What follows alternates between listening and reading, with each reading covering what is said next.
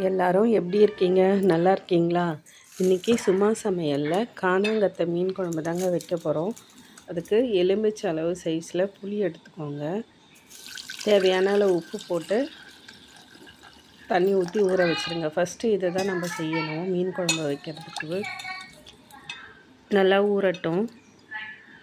இப்போ நம்ம மீன் குழம்பு தாளிக்கிறதுக்கு தேவையான பொருள்லாம் ரெடி பண்ணிடலாம். மீன் குழம்பு தாளிக்கிறதுக்கு நான் சின்ன வெங்காயம் உரித்து வச்சுருக்கேங்க, ஒரு தக்காளி, அப்புறம்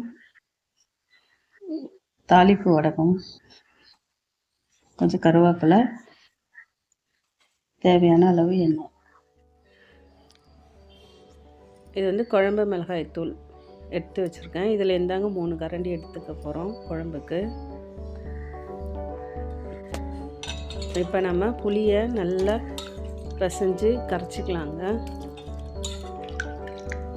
இந்த மாதிரி நல்லா பிசைஞ்சு வடிகட்டிக்கோங்க.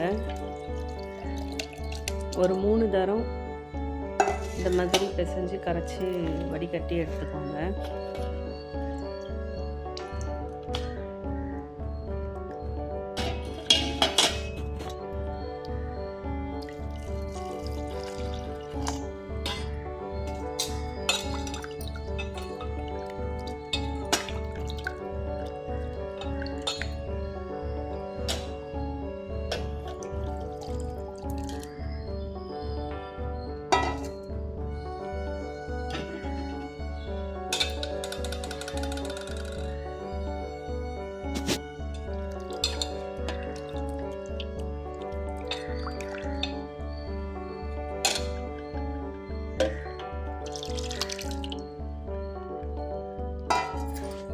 இப்போ குழம்புக்கு தேவையான புளிக்கரைசல் ரெடி ஆயிடுச்சுங்க. இந்த புளிக்கரைசலில் நம்ம எடுத்து வச்சுருந்த ஒரு தக்காளியை நல்லா கரைச்சி விட்டுக்கலாங்க. நல்லா கரைச்சிக்கோங்க.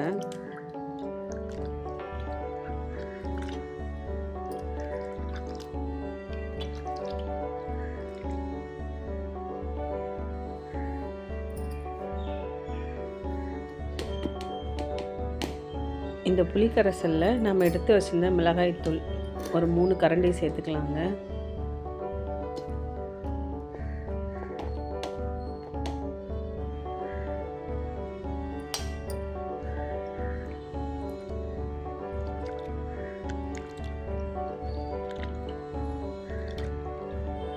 இப்போ மீன் குழம்பு கூட்டியாச்சுங்க. இப்போவே உப்பு காரம் எல்லாம் செக் பண்ணிக்கோங்க. இப்போ இந்த மீன் குழம்பை நம்ம தாளிச்சிக்கலாம். ஸ்டவ் ஆன் பண்ணி நான் ஒரு மண் சட்டி தாங்க வச்சுருக்கேன். மண் சட்டி நல்லா ஹீட் ஆனதும் இப்போ தேவையான அளவு எண்ணெய் ஊற்றிக்கலாம். நான் 2 கரண்டி ஊற்றிருக்கேங்க. உங்களுக்கு எவ்வளோ தேவையோ அந்த அளவு ஊற்றிக்கோங்க. எண்ணெய் சூடானதும் நான் தாளிப்பு வடகம் எடுத்து வச்சுருந்தேன் இல்லைங்களா, அதை போட்டுக்கோங்க.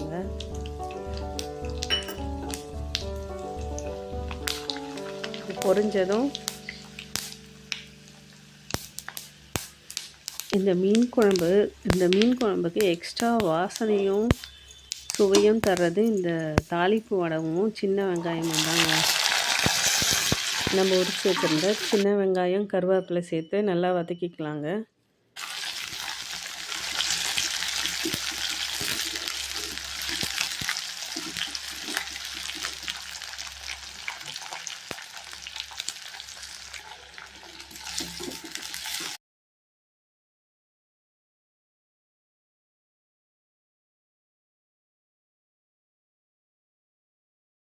இப்போ வெங்காயம் வதங்கிடுச்சு. நம்ம கூட்டி வச்சுருந்த குழம்ப எடுத்து நம்ம அதில் ஊற்றிக்கலாங்க.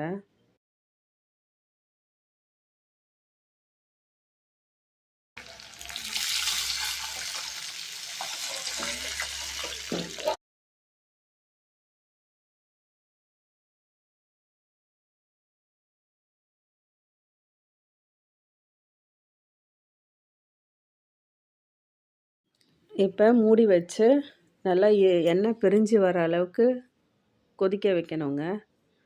நல்லா கொதிக்கட்டும்.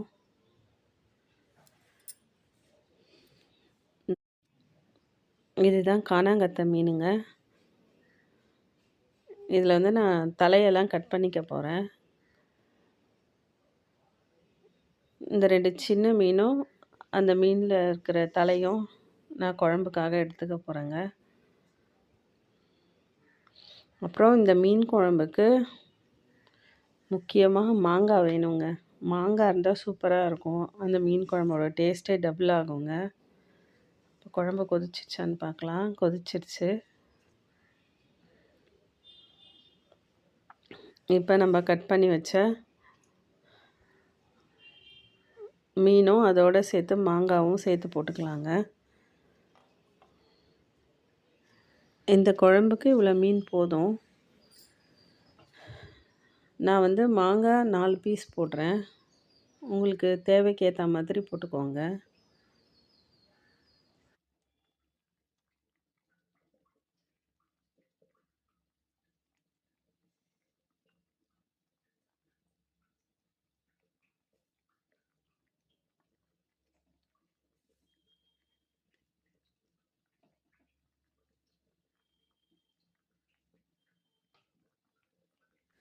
மாங்காவும் மீனும் போட்டுட்டு சிம்மில் வச்சுட்டு கொஞ்சம் நேரம் மூடி வச்சுருங்க.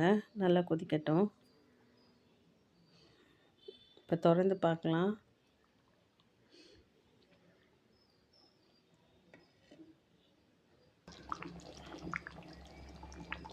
இப்போ பாருங்கள், நல்லா ஏடெல்லாம் படிஞ்சு வந்திருக்கு, எண்ணெய் பிரிஞ்சு வந்திருக்கு. இப்போ மீன் குழம்பு ரெடி ஆகிடுச்சுங்க. நீங்களும் இது போல் ட்ரை பண்ணி பாருங்கள். இந்த வீடியோ உங்களுக்கு பிடிச்சிருந்துன்னா லைக் பண்ணுங்கள், ஷேர் பண்ணுங்கள், சப்ஸ்கிரைப் பண்ணுங்கள். தேங்க்ஸ் ஃபார் வாட்சிங்.